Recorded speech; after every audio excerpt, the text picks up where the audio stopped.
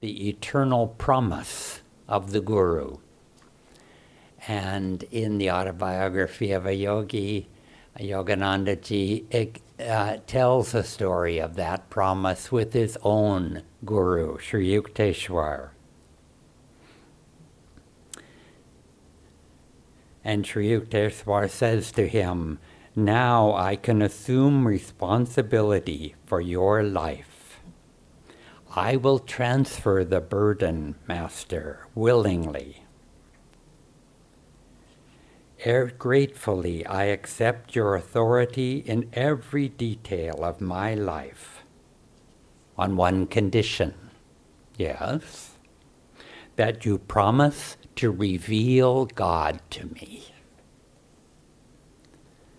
A guru must be on intimate terms indeed with the Creator before he can oblige him to appear.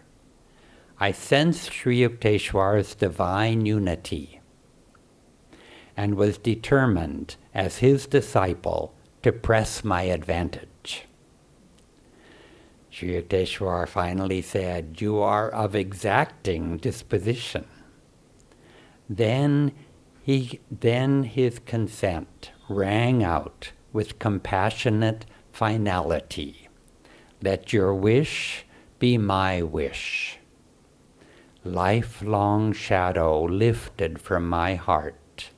The vague search hither and yon was over.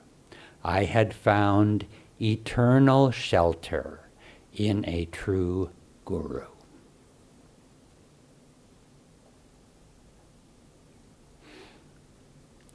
The Satguru, the Guru who is one with truth, makes this divine promise to the disciple. And for those on this path, that promise begins with discipleship. And Kriya Yoga initiation further deepens and solidifies that commitment. And in this story, Yoganandaji makes a deal with his Guru. "I'll surrender the ego if you'll show me God." And even if we don't have a Guru or know our Guru, Yogananda said that all of us should have this attitude, treat God in this way, to make loving demands of God. As God's children, we have the right to everything that He has, and we need to claim that right, to reclaim our divinity enthusiastically. Yoganandaji has said that the spiritual path will take us as far as we want to go, as far as we will go. And those who continue to practice sincerely will find God. This is the promise of the Guru. Yoganandaji said that upon death, those disciples who persevere, who stick it out to the end, not just for sticking it out, but for the love of God, I myself, or one of our other gurus, will be waiting to welcome them on the other side. Think of what your goal is, what your ultimate ideal is, and be steadfast to that. Persevere. Whether you have a guru or not, what you gain in sticking to it to the end of life. Analyze that and look for yourself what that is. Every year we go on a pilgrimage to Babaji's cave. And think of how Babaji lovingly kept that cave ready for his disciple, the Lahiri Mahashaya, to come. That life after life, the Guru keeping his promise, He would keep the asan clean, the brass bowl polished. For 30 years he did that out of love for his disciple. And we can have artificial intelligence write an essay for us, and it will have lots of information in it, but it's like it's only a shell. Any good teacher would not give you a passing grade for that, because it has the information, it doesn't have your vibration. It doesn't have your conscious energy, your analysis of that information. And a book can describe truth to us, but it can't give us that. The power behind the truth can only be given, can only be passed down through channels. If you want to learn a piano well, you need a piano teacher. And you don't try to learn it from a book. And you go to those who have more direct experience than you do. Yogananda begins that autobiography by saying that the characteristic features of Indian culture have long been a search for the infinite truth, and with it, the disciple-guru relationship. The Bible tells a story of John the Baptist, and he would preach and he would give people diksha by bathing them with water, by baptizing them. And then Jesus came to John to also receive diksha from him. And John realized that Jesus was far more spiritually advanced than he himself was. And he said, "Why do you come to me? I'm not worthy to even tie your shoes." But then Jesus said, "Let it be so, for such is the way of truth." In that life, John had to play the role of guru to Jesus. And this is the way that truth is transmitted through the guru. And by playing the role of disciple, Jesus showed us the humility, the openness that the seeker must develop. There's a story of Namdev, and he was in direct contact with Krishna. But Krishna told him to go get a guru. And Namdev said, "But why? I see you directly, Lord." And Krishna said, "I can inspire you, I can teach you, but to give you divine power, my way is to do it through a human intervention, a human instrument." And so Namdev went to his guru and reached enlightenment. Jesus went to John, and then his mission was able to begin. Such is the way of truth. Swami Kriyananda said once, "I used to see many other disciples around Yoganandaji, and they would just sort of look at Master and gaze at him all the time, trying to see in his expression, in his smile or glance, some message for themselves. But I saw that the deeper disciples would close their eyes. Sister Gyanamata wouldn't necessarily even look at him in the room. She would just be quiet and feel his presence within her. This is where the guru is. This is where the power is. We have to look, not outwardly, but within. let me share with you an excerpt from the poem of Yogananda ji about the promise of the Guru after he is dead, after he leaves the body. It's called, "When I Am Only a Dream. To those of you who have asked me to guide you to my beloved's presence, I will speak to you through a gentle, significant glance, or whisper to you through my love, or loudly dissuade you when you stray away from him.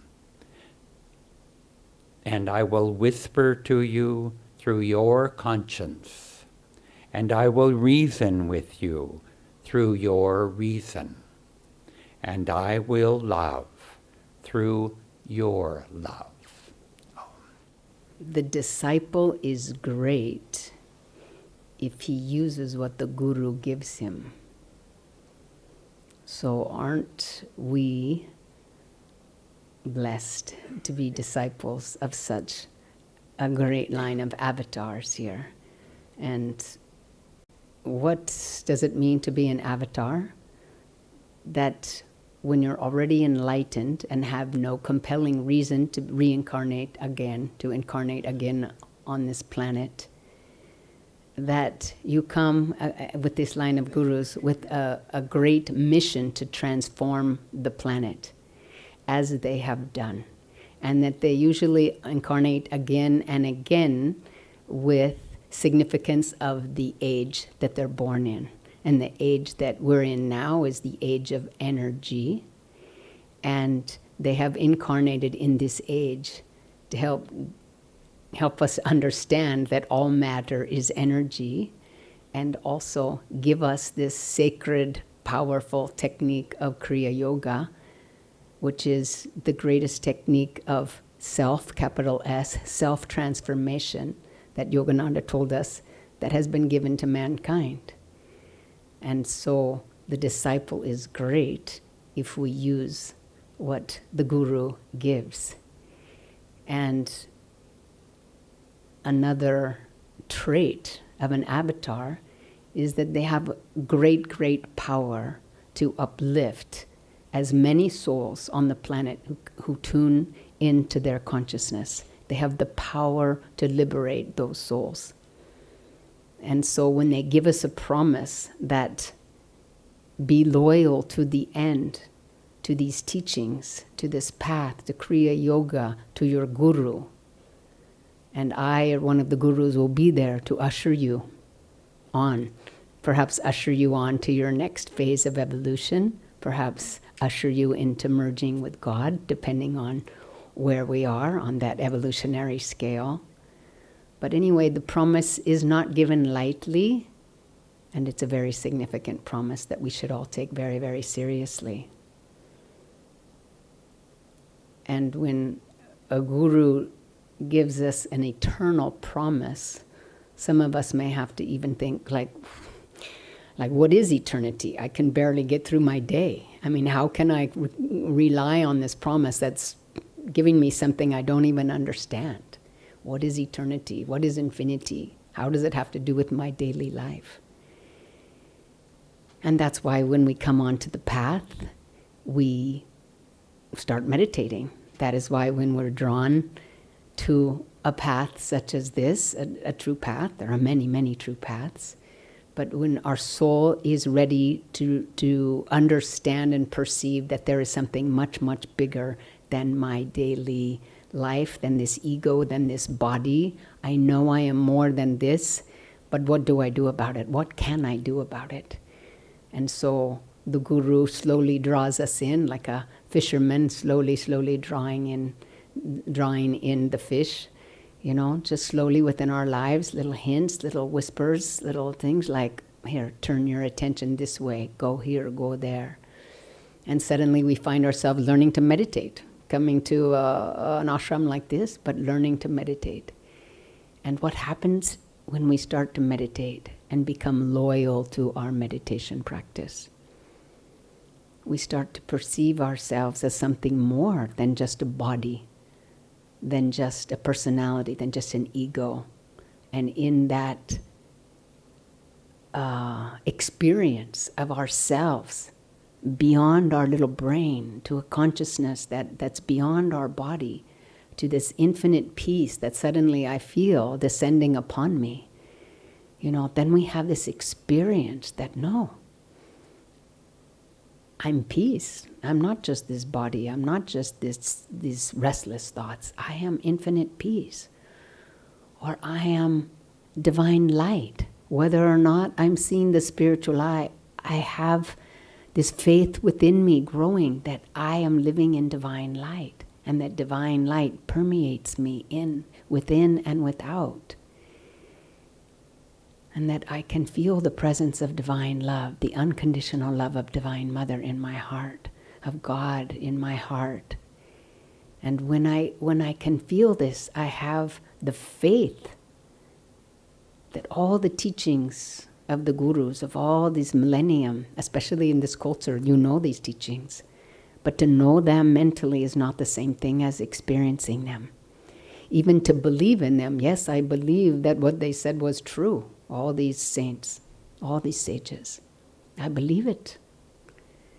But unless you have your own experience of it, you cannot have true faith. Cannot have true faith. You have to be able to stand on your own experience, or someone can come and just knock you over. What are you doing? What a waste of time. Who are those people?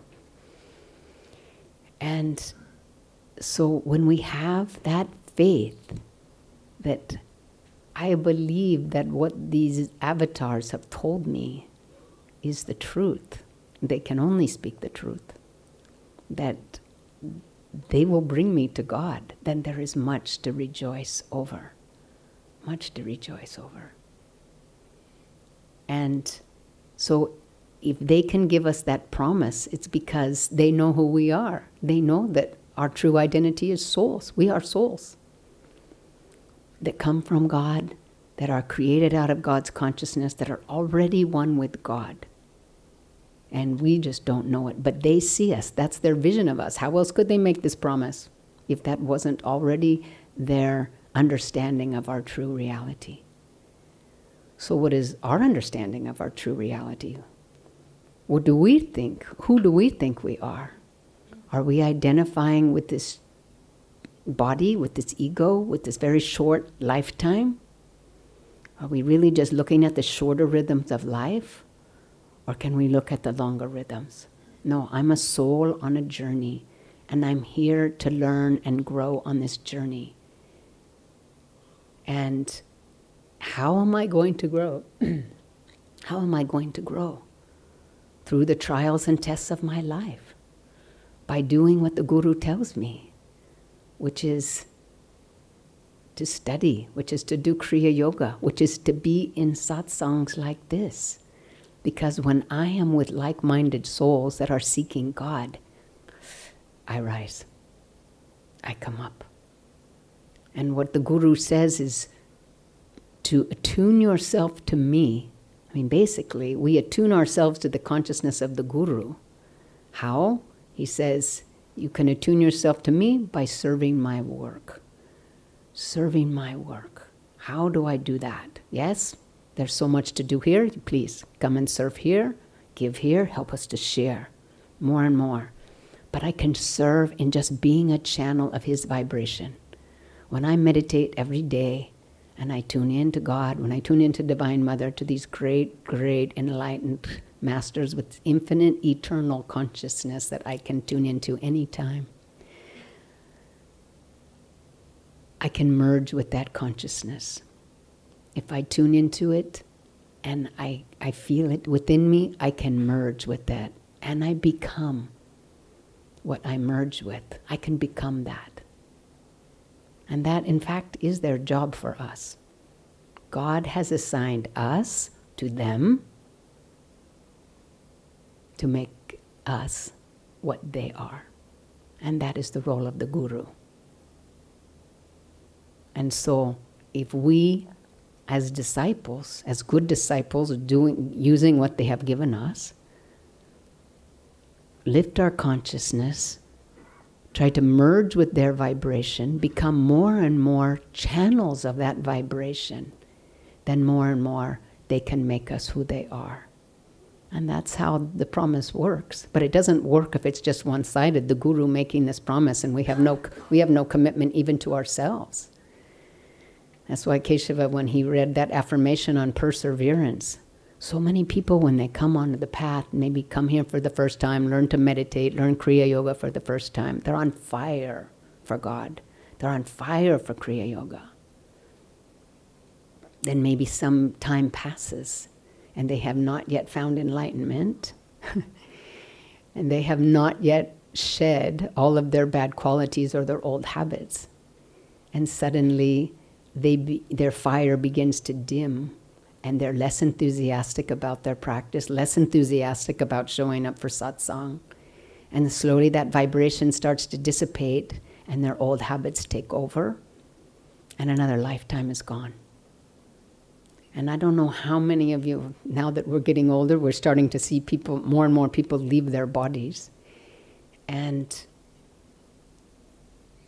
there are people who leave their bodies that are disappointed in this life. Or they leave with fear. Or they leave, with regret. And they haven't fulfilled the purpose of this life. What is the purpose of this life? To want God. To work towards God. To understand who we really are. If we understand who we really are, we won't be sad when we're leaving this world. We won't be sad. It's like a birth, the next phase. Maybe we'll be a little disappointed in ourselves if we're not enlightened yet, but no energy is ever wasted. And so we need to identify with ourselves as disciples of avatars, as aspiring saints.